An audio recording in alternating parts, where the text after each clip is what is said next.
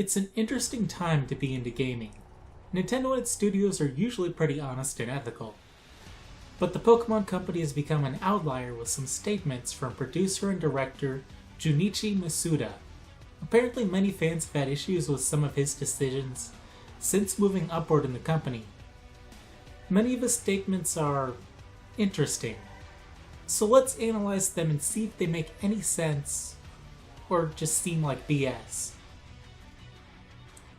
One thing first off in Masuda's defense is he said he was going to start taking a very hands-off approach, starting with Sword and Shield, and allow younger developers to steer the course of the Pokémon franchise. So he may just be the messenger. During the E3 Treehouse, Masuda went off rambling in a bizarre way, or his translator communicated in a bizarre way at the very least. Masuda expressed that starting with Sword and Shield, players would no longer be able to trade or transfer older legacy Pokémon into new games unless you can already catch them in your copy. Pokémon Home was conceived as a consolation for this new company policy. I say he was rambling bizarrely because it sounds like Pokémon Home is solely a sentimentality tax. A place where you can send your old Pokémon so they don't get erased as battery backups fail and technology becomes obsolete. You can't do anything with them, but they exist on a server, so they are still around. Maybe this is exactly the case, but I'm giving him the benefit of the doubt that he was rambling and badly miscommunicated, because if that is the case, it sounds really terrible and nonsensical. Following the Treehouse, he accepted requests to be interviewed and clarified one of the reasons was that there are well over 800 Pokemon, and it's too much work to remake all of them and reanimate them every game.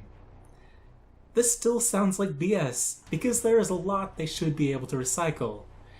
And furthermore, hackers have found Sun and Moon introduced extraordinarily high quality models for every Pokemon, and they seem to be using those models and animations for every returning Pokemon we've seen.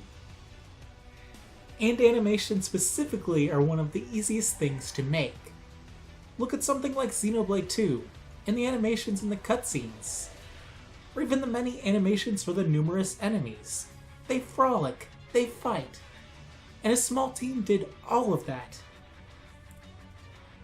He then states the main reason was to balance the game and let the new cast of Pokemon have the spotlight.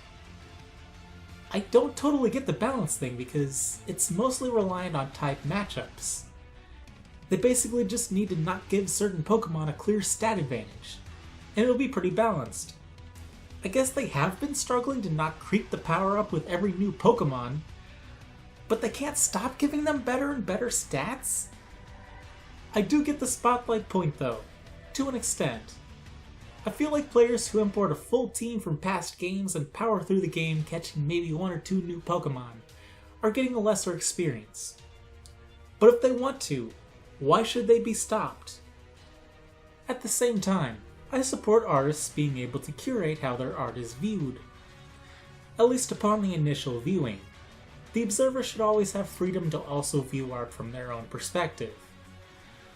The Pokémon Company could give the new Pokémon a chance to shine and still allow players to use whatever Pokémon. Here's an idea. You can't transfer any Pokémon outside of what you can catch until you beat the champion. After beating the champion, you also unlock a new game plus, so you can restart the game and immediately transfer a full team for your second playthrough, as well as use all of your Pokémon you caught on your first playthrough.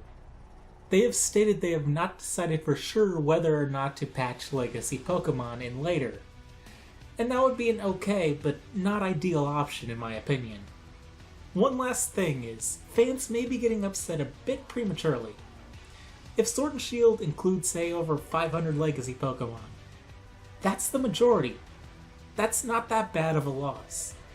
Maybe you can't transfer your old legendaries and Garbodor or Tentacool, and you'll probably not miss them.